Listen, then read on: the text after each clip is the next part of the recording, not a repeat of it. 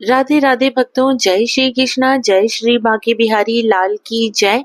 भक्तों, आपका मेरे YouTube चैनल कृष्ण भक्त की दुनिया में बहुत बहुत स्वागत है। भक्तों, आज के वीडियो में हम श्रवण करेंगे मंगलवार व्रत कथा।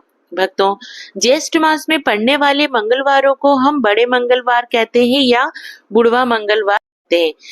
इन बड़े मंगलवारों में हनुमान जी महाराज की पूजा भक्ति करने से विशेष शुभ फल की प्राप्ति होती है। भक्तों, इन बड़े मंगलवारों को जो भी भक्त व्रत धारण करता है उसे हनुमान जी महाराज की व्रत कथा जरूर श्रवण करनी चाहिए। इस दिन हनुमान चालीसा का पाठ जरूर करें। तो भक्तों, चलिए हम कथा श्रवण करते हैं।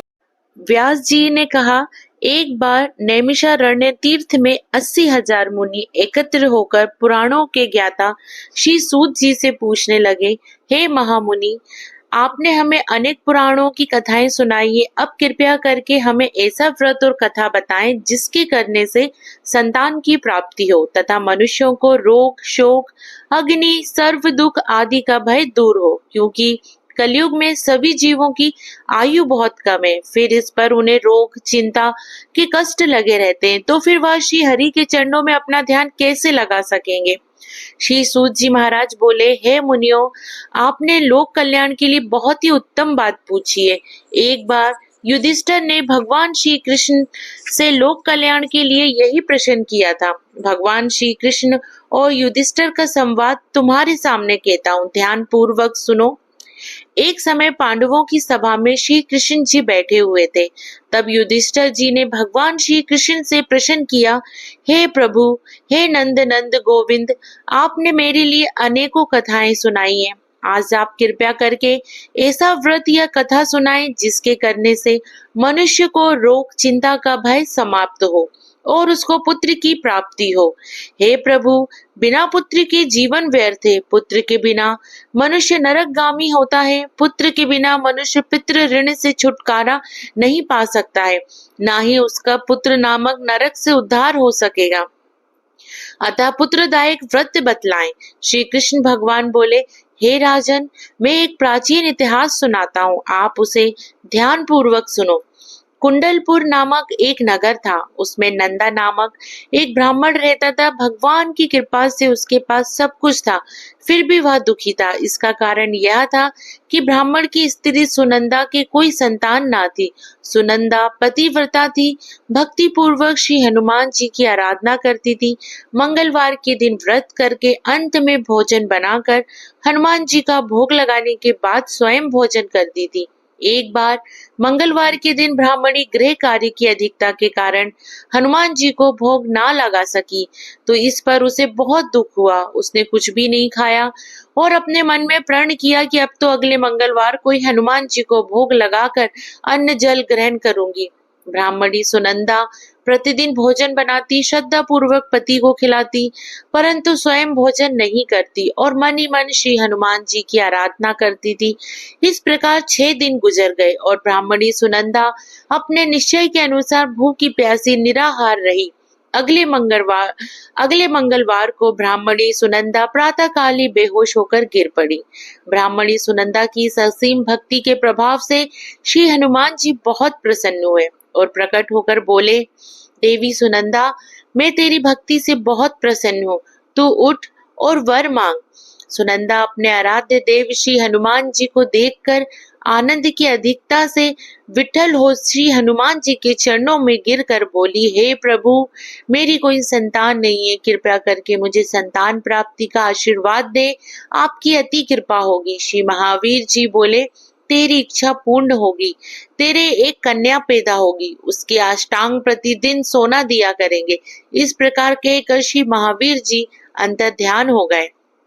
ब्राह्मणी सुनंदा बहुत हर्षित हुई और सभी समाचार अपने पति से कहा। ब्राह्मण देव कन्या का वरदान सुनकर कुछ दुखी हुए, परंतु सोना मिलने की बात सुनी तो बहुत प्रसन्न हुए। विचार किया कि ऐसी कन्या के साथ मेरी निर्धनता भी समाप्त हो जाएगी। श्री हनुमान जी की कृपा से वह ब्राह्मणी गर्भवती हुई और 10वें महीने में उसे बहुत ही सुंदर पुत्री प्राप्त हुई।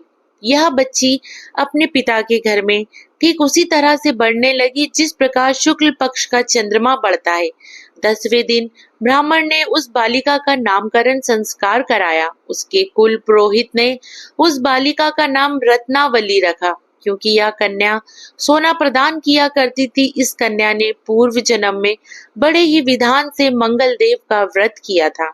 रत्नावली का अष्टांग बहुत सा सोना देता था।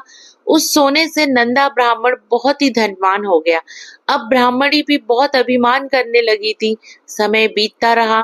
अब रत्नावली 10 वर्ष की हो चुकी थी। एक दिन जब नंदा ब्राह्मण प्रसन्नचित्त था, तब सुनंदा ने अपने पति से कहा, मेरी पुत्री रत्नावली विवाह के योग्य हो गई है, अतः आप कोई सुंदर तथा योग्य वर देखकर इसका विवाह कर दे। यह बात ब्राह्मण बोला, अभी तो रत्नावली बहुत छोटी है। तब ब्राह्मणी बोली, शास्त्रों की आज्ञा है कि कन्या 8वें वर्ष में गौरी, 9 वर्ष में रोहिणी, 10वें वर्ष में कन्या, इसके पश्चात रजस्वला हो जाती है। गौरी के दान से पाताल लोक की प्राप्ति होती है, रोहिणी के दान से बैकुंठ लोक की प्राप्ति होती है, कन्या के दान से इंद्रलोक में सुखों की प्राप्ति होती है। अगर हे पतिदेव रजस्वला का दान किया जाता है तो घोर नरक की प्राप्ति होती है। इस पर ब्राह्मण बोला, अभी तो रत्नावली मात्र 10 ही वर्ष की है और मैंने तो 16-16 साल की कन्याओं के विवाह कराए हैं, अभी जल्दी क्या है। तब ब्राह्मणी सुनंदा बोली, आपको तो लोभ अधिक हो गया है लगता है। शास्त्रों में कहा गया है कि माता पिता और बड़ा भाई रजस्वला कन्या को देखते हैं तो वह अवश्य नरकगामी होते हैं। तब ब्राह्मण बोला, अच्छी बात है, कल मैं अवश्य ही योग्य वर की तलाश में अपना दूत भेजूंगा। दूसरे दिन ब्राह्मण ने अपने दूत को बुलाया और आज्ञा दी कि जैसी सुंदर मेरी कन्या है, वैसा ही सुंदर वर उसके लिए तलाश करो। दूत अपने स्वामी की आज्ञा पाकर निकल पड़ा।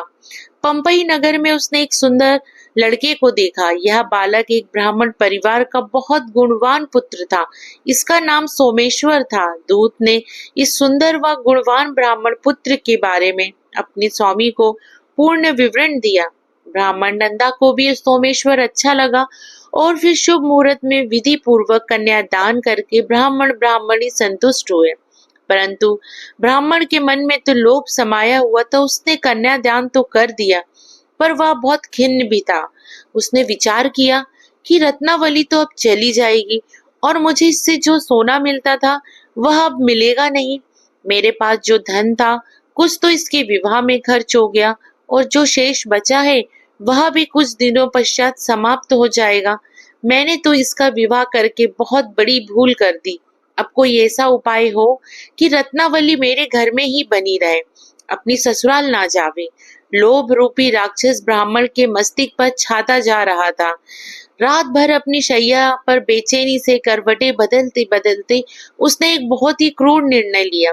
उसने विचार किया, जब रत्नावली को लेकर उसका पति सोमेश्वर अपने घर के लिए जाएगा तो वह मार्ग में छिपकर सोमेश्वर का वध कर देगा और अपनी लड़की को अपने घर ले आवेगा, जिससे नियमित रूप से उसे सोना भी मिलता रहेगा और समाज का कोई मनुष्य उसे दोष भी नहीं दे सकेगा। प्रातः काल हुआ तो नंदा और सुनंदा ने अपने जमाई तथा लड़की की बहुत सारा धन देकर विदा किया।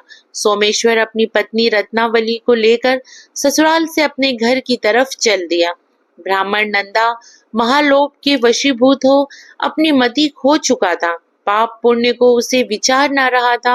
अपने भयानक व क्रूर निर्णय को कार्य रूप देने के लिए उसने अपने दूत को मार्ग में अपने जमाई का वध करने के लिए भेज दिया, ताकि रत्नावली से प्राप्त होने वाला सोना उसे हमेशा मिलता रहे और वो कभी निर्धन ना हो।